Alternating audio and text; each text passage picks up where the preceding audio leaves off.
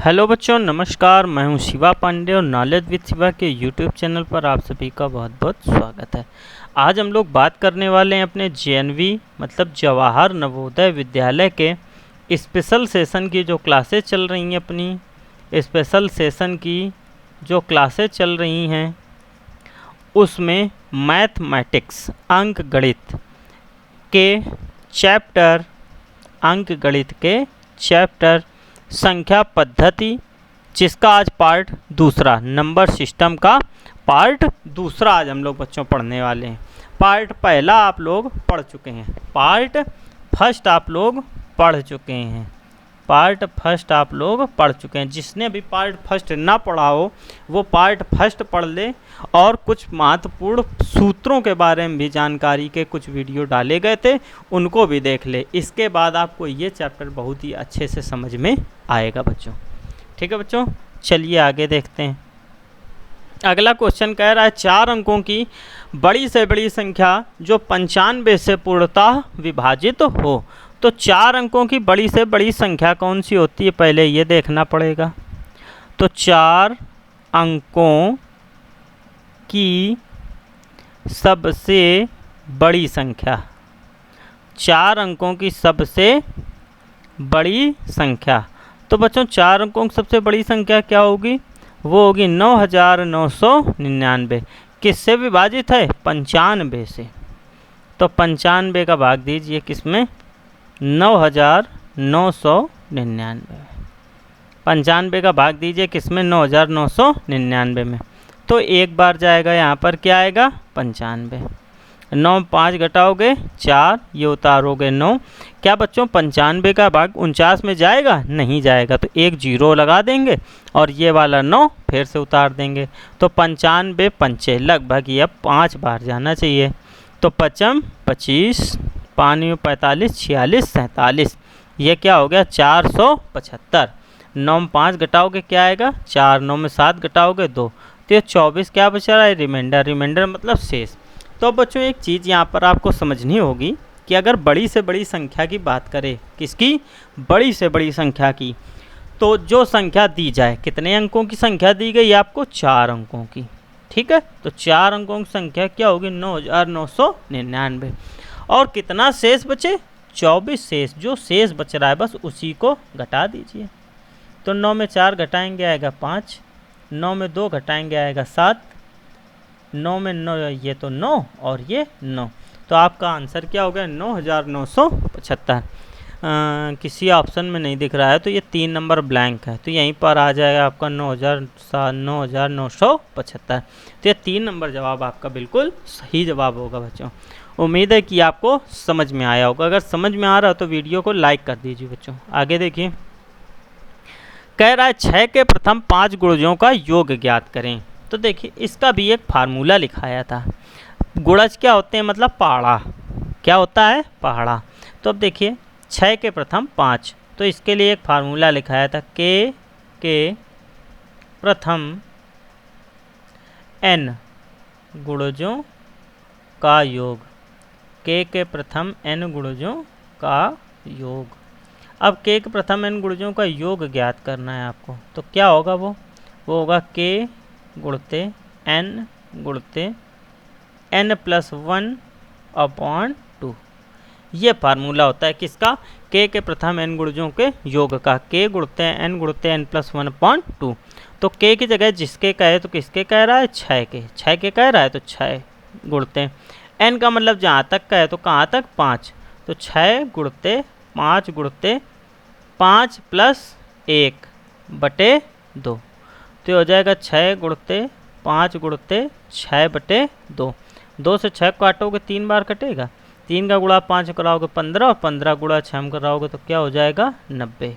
तो आपको ये 90 कहाँ दिख रहा है, पहले ऑप्शन में दिख रहा है। ठीक है बच्चों, तो ये हो गया आपको। अगर आप ऐसे करने में असहज हैं, वैसे आपको यही करना ज़्यादा बेटर रहेगा, पर इसका एक तरीका भी है। क्या, दूसरा देखिए 6 12 18 24 और 30 को जोड़ दीजिए, आ जाएगा। देखिए ये तो 30 अकेला है, ये 24 और ये 6 जोड़ोगे 30, ये 12 और 18 जोड़ोगे तो 30 30 तिरका 90।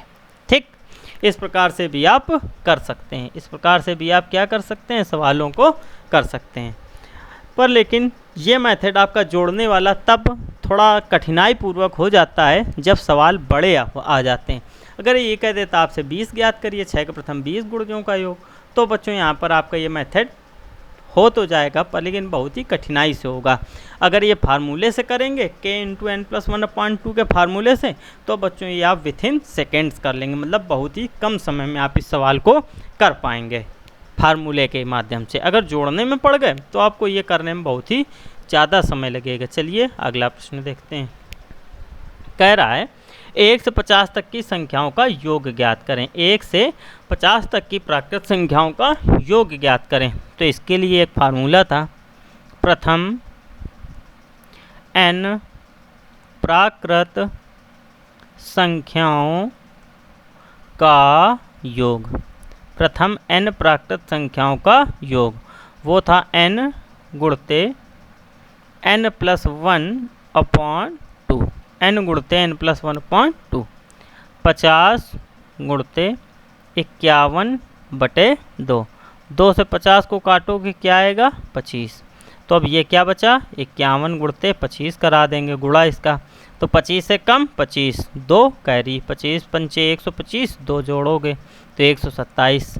तो क्या हो गया 1275। तो पहला नंबर ये आपका सही होगा। तो बच्चों या तो आप 1 2 1 प्लस 2 प्लस 3 प्लस 4 प्लस 5 ऐसे डॉट डॉट 50 तक करेंगे। क्या ये संभव हो पाएगा? नहीं हो पाएगा। इसीलिए आपको क्या करना है, इन फार्मूलों का यूज करना है। तो ये फार्मूले आपको बताए जा चुके हैं, सारे फार्मूले के वीडियो बनाए जा चुके हैं। जिन्होंने अभी वो वीडियो न देखे हों, पहले वो वीडियो देखे, उसके बाद इन सवालों को देखेगा तो बहुत ही अच्छे से ये सवाल उसको समझ में आ जाएंगे। ठीक है बच्चों, चलिए अगला प्रश्न देखते हैं। कह रहा है प्रथम 10 सम संख्याओं का योग ज्ञात करें। प्रथम 10 सम संख्याओं का, किसका? प्रथम 10 सम संख्याओं का। तो इसका भी एक फार्मूला था, n सम संख्याओं का योग। n सम संख्याओं का योग बराबर, n सम संख्याओं का योग क्या था? वो था बच्चों n इंटू n प्लस 1। क्या था? n into N plus 1। तो n की जगह क्या है 10, तो 10 गुणते 10 प्लस 1।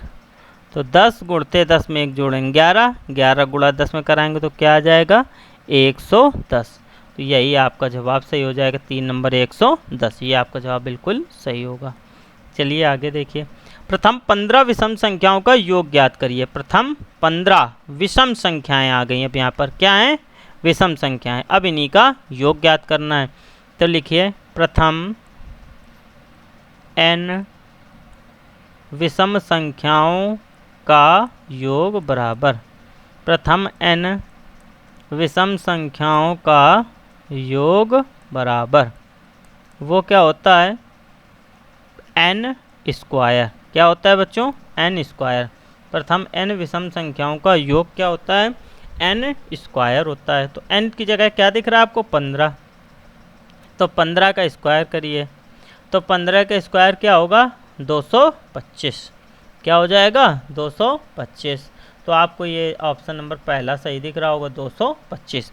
यही आपका जवाब होगा। आगे देखिए। कह रहा प्रथम 10 अभाज्य संख्याओं के गुणन में इकाई का अंक क्या होगा? सबसे पहले तो बच्चों आपको यहाँ पर ये समझना होगा कि अभाज्य संख्याएं क्या होती हैं।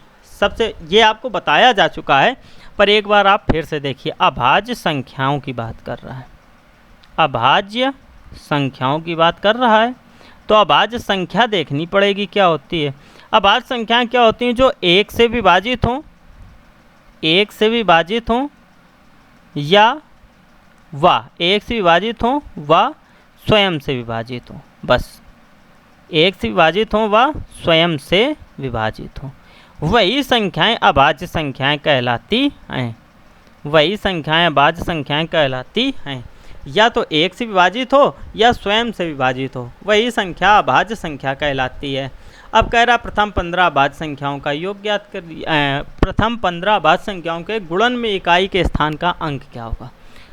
तो बच्चों देखिए, प्रथम 10 अभाज्य संख्याएं हैं तो सबसे पहले 2 गुणते 3, 5, 7, 11, 13, 17, 19, 21 कट जाएगा बच्चों।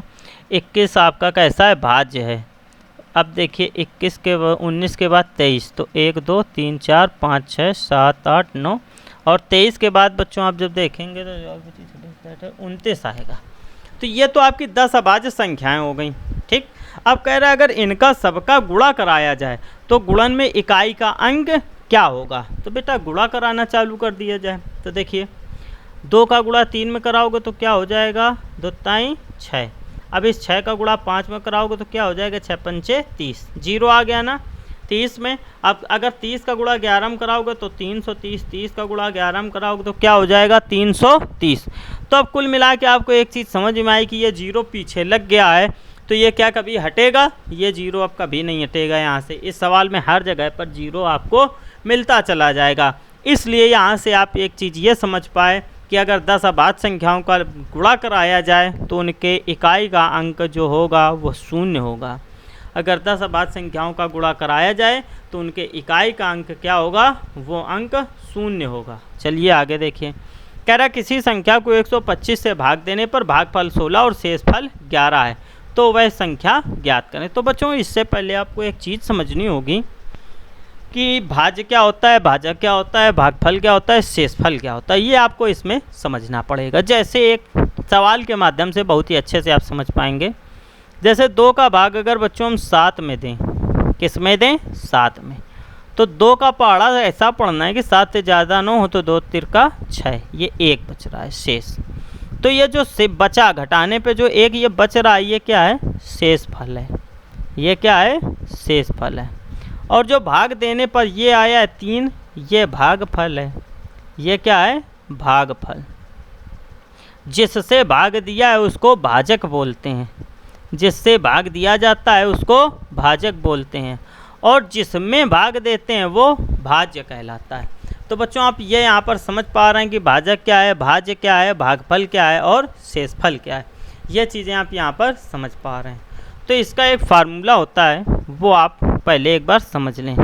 वो फार्मूला क्या होता है, वो फार्मूला होता है भाज्य बराबर भाजक, भाज्य बराबर भाजक गुणते भागफल, भाज्य बराबर भाजक गुणते भागफल प्लस शेषफल, भाज्य बराबर भाजक गुणते भागफल प्लस शेषफल। तो यहाँ पर आपको तो संख्या ज्ञात करनी है, मतलब भाज्य ज्ञात करना है। भाई 125 से भाग देने पर जिससे किसी संख्या में भाग दिया जाता है उसको भाजक कहते हैं। भागफल 16 है, शेषफल 11 है, तो 125 गुणते 16 और शेषफल 11 करा दिया जाए गुणा। 16 पचाई 80, 16 32 8 40, 16 कम 16 17 18 19 20, ये 2000 प्लस 11। 2000 में अगर 11 जोड़ेंगे तो आपका जवाब क्या हो जाएगा, 2011।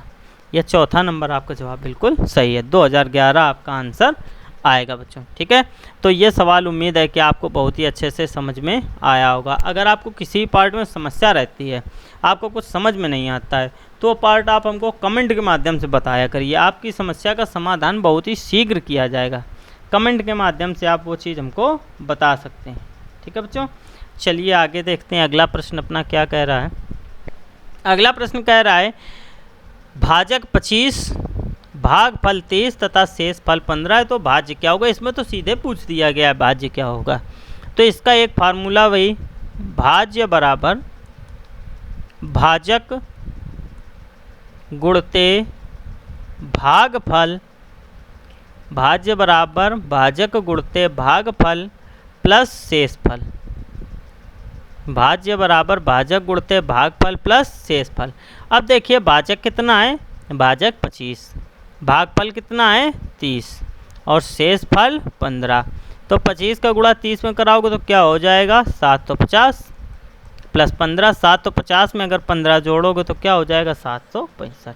तो ये 4 नंबर जवाब आपका बिल्कुल सही है, 765। ये आपका क्या जवाब सही होगा, 4 नंबर 765। चलिए आगे देखते हैं अगला प्रश्न। अगला प्रश्न कह रहा है दो संख्याओं का योग 40 है, दो संख्याओं का योग 40 है एवं उनका अंतर 8 है, तो संख्याएं बताएं। बेटा इसमें आपको केवल वो दो संख्याएं बतानी हैं जिनको जोड़ने पर आपका 40 आ रहा हो और घटाने पे आपका 8 आ रहा हो। तो देखिए कैसे करते हैं, दो संख्याएं मानेंगे x और y। कौन कौन सी? x और y। तो x और y को जोड़ने पर आपको 40 मिलता है और x और y को घटाने में आपको 8 मिलता है। क्यों ना अभी इस समीकरण को हल कर दिया जाए। तो ये देखिए, ये y plus Y minus Y cut जाएगा, तो ये x और x जोड़ेंगे तो 2x और 40 में 8 जोड़ेंगे 48। तो x का मान निकालेंगे तो क्या हो जाएगा 48/2। जैसे आप 2 का भाग 48 में देंगे तो क्या आ जाएगा 24। क्या आ जाएगा बच्चों 24। चलिए अब आपको y का मान भी पता करना है, तो देखिए कैसे करेंगे। तो दूसरी इक्वेशन है x माइनस वाई बराबर 8 है, तो x एक गए लिखिए 24 माइनस वाई बराबर 8। y अगर आप उधर ले जाएंगे तो प्लस का हो जाएगा, 8 इधर आएगा तो माइनस का हो जाएगा। तो ये 24 माइनस 8 बराबर y। 24 में 8 घटाएंगे 16, तो यहाँ से आपको पता चला y का मान कितना है 16। तो ये 3 नंबर आपका जवाब सही होगा, 16 और 24। ठीक है। आप इसका एक और तरीका समझ सकते हैं, जहाँ पर दो संख्याओं का योग और अंतर दिया जाए और संख्याएं पूछे, तो वहाँ पर क्या करेंगे, एक बार दोनों संख्याओं को जोड़ देंगे और 2 से भाग एक बार दोनों घटा देंगे 2 से भाग। देखिए 40 और 8 है, तो पहले 40 और 8 जोड़ दीजिए। 40 और 8 जोड़ेंगे तो क्या हो जाएगा 48। 48 में 2 का भाग देंगे तो 24। ये पहली संख्या पता चली। अब एक बार दोनों को घटा दीजिए, 40 में 8 जैसे घटाएंगे तो क्या हो जाएगा 32। अब 2 का भाग 32 में दीजिए तो क्या हो जाएगा 16। तो बस यही 16 24 उसमें भी आ रहा है। एक आपके पास और तरीका है, ऑप्शन देखिए आप। ऑप्शन से कैसे करेंगे, देखिए अगर 10 में 30 जोड़ा जाए तो 10 और 30 कितना होता है 40। क्या 10 में 30 घटाने से 8 आ रहा है, तो पहला तो गलत। 16 34 जोड़ा जाए तो कितना होता है 50, गलत हो गया क्योंकि जोड़ने में 50। अब देखिए 16 और 24 को जोड़िए कितना आएगा 40। 16 24 घटाइए कितना आएगा 8। ठीक है, तो ये आपका जवाब सही है। नीचे वाला चेक करते हैं, 20 में 20 जोड़ने पे 40 तो आ रहा है, पर 20 में 20 घटाने पे 0 मिल जाएगा, तो इसलिए आपका ये चौथा भी गलत हो जाएगा। ठीक है, उम्मीद है कि आपको ये हमारा वीडियो बहुत ही अच्छा लगा होगा। आप सभी को हमारे साथ बने रहने के लिए बहुत बहुत धन्यवाद। वीडियो को ज़्यादा से ज़्यादा लाइक करिए, शेयर करिए, चैनल को सब्सक्राइब करिए। अगर जिस पार्ट में आपको समस्या है उस पार्ट को आप हमको कमेंट के माध्यम से बता दीजिए, आपकी समस्या का शीघ्रातिशीघ्र समाधान किया जाएगा। बहुत बहुत धन्यवाद आप सभी का।